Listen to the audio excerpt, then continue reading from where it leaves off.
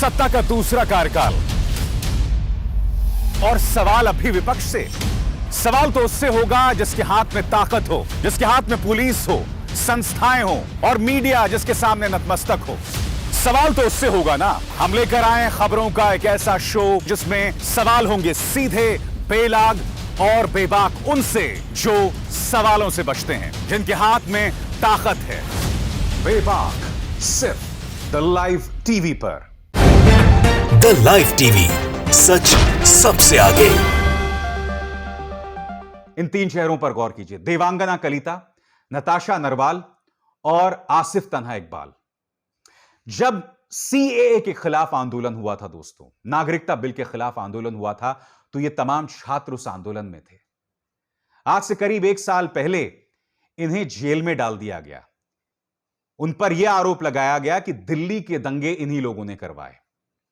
कल ही दिल्ली हाईकोर्ट ने एक फैसला सुनाया और उन्हें रिहा कर दिया। मगर दिल्ली पुलिस की चालाकी देखिए, इन्हें तुरंत रिहा करने के बजाय इन्होंने कहा कि आपके स्क्रीन पर देखिए दोस्तों, उन्होंने क्या कहा कि हमें पहले इनके पतों की पुष्टि करनी है, इनके एड्रेसेस की पुष्टि करनी है। और इन्हें बाकायदा तिहाड़ जेल में रखा गया, तुरंत रिहा नहीं किया गया। फिर इनके लॉयर गए कड़कड़डूमा कोर्ट में। कड़कड़डूमा कोर्ट ने करारा तमाचा मारा दिल्ली पुलिस को और तुरंत कहा कि अभी रिहा कीजिए आप इन्हें तिहाड़ जेल से। दिल्ली पुलिस ने यही नहीं बल्कि एसएलपी भी लगाई सुप्रीम कोर्ट में, हाईकोर्ट के इस फैसले को चुनौती देते हुए। और हाईकोर्ट ने क्या कहा था दोस्तों? हाईकोर्ट ने यह कहा था कि हर इंसान को विरोध का अधिकार है। हर विरोध प्रदर्शन को आतंकवाद के साथ मत जोड़िए। यूएपीए ये जो है आतंकवादियों के खिलाफ लगाया जाता है, आपने विद्यार्थियों के खिलाफ लगा दिया।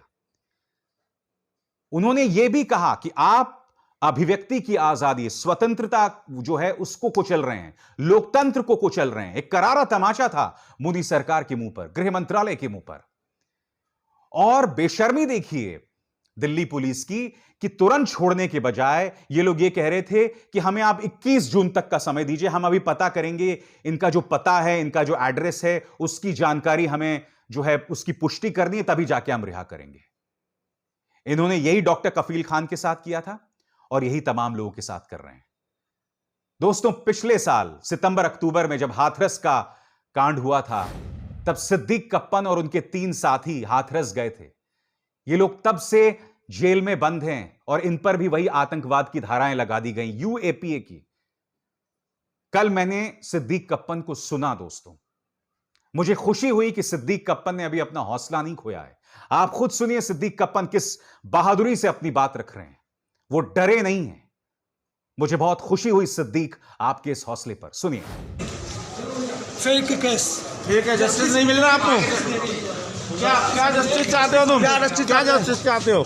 जस्टिस चाहिए मुझे। अभी भी हमारा संविधान में भरोसा है, but justice delay, justice delay. This is fake case, completely fake case.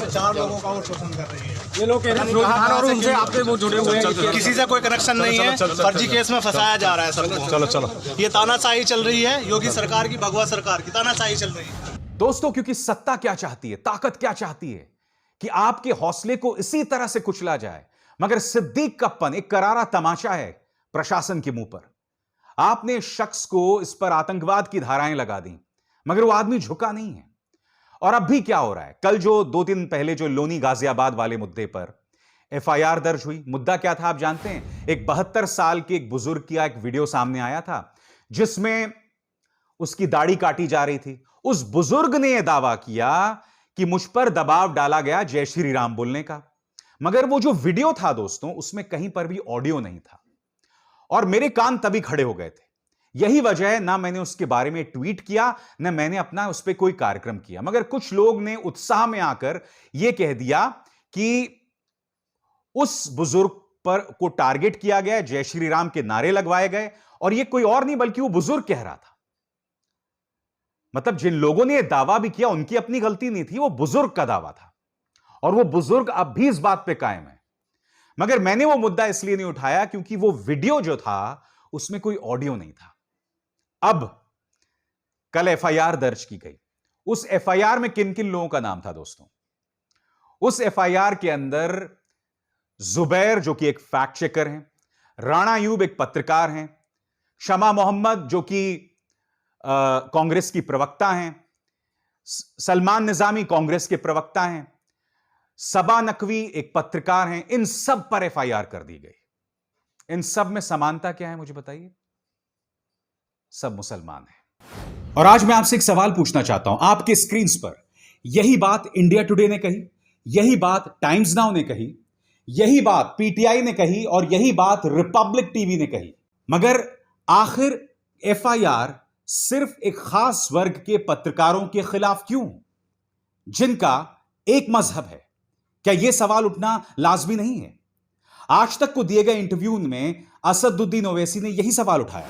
Bharat के 3 अंग्रेजी के नेशनल न्यूज़पेपर्स, पीटीआई और एक न्यूज वेबसाइट जो एक मशहूर जर्नलिस्ट चलाते हैं, उनको एफआईआर में नाम नहीं लिखा जाता।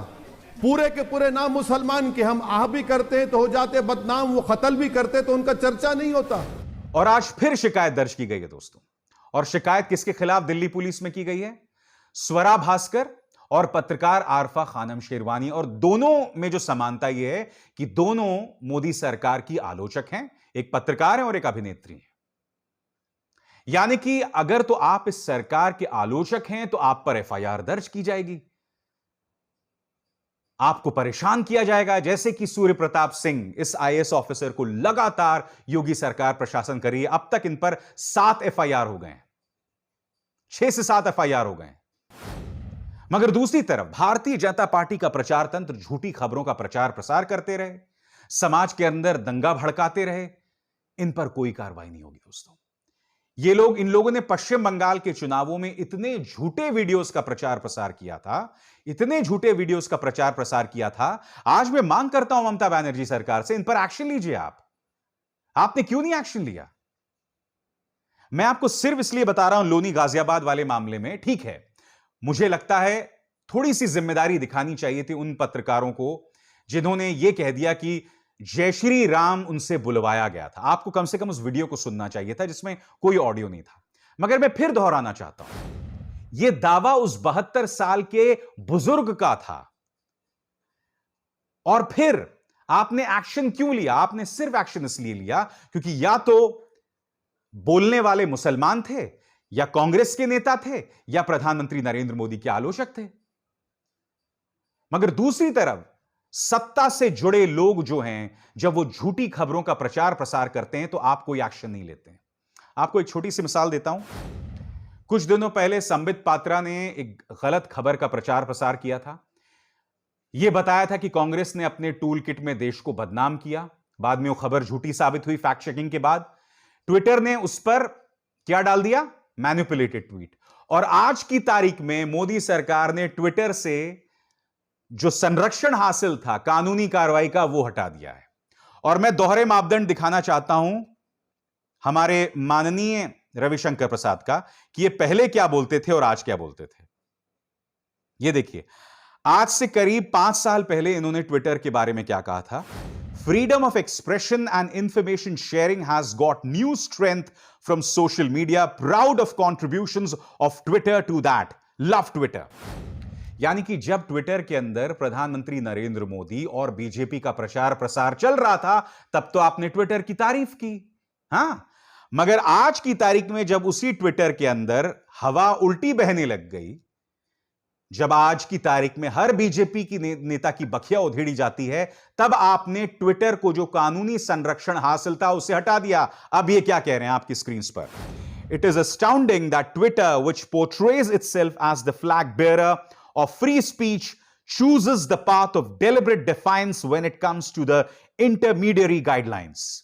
अब आप ट्विटर को गाली दे रहे हैं, अब आप उस पर सरकारी नियम कानून लागू कर रहे हैं क्योंकि आप ट्विटर को कंट्रोल करना चाहते हैं। 5 साल पहले इसी ट्विटर की आप तारीफ कर रहे थे जब वहां पर प्रधानमंत्री नरेंद्र मोदी का बोलबाला था। मगर आज जब ट्विटर के अंदर आवाज बुलंद होने लग गए हैं जिसमें आपके झूठे और नकली प्रोपेगेंडा का पर्दाफाश हो रहा है, तब आप ट्विटर पर कार्रवाई कर रहे हैं। शर्म आनी चाहिए आपको, शर्म आनी चाहिए आपको। मगर दोस्तों, हम तो बेबाकी से मुद्दे उठाते रहेंगे, हम पीछे नहीं हटेंगे। यह हमारा काम है, क्योंकि कार्यक्रम का नाम ही है बेबाक। द लाइव टीवी, सच सबसे आगे।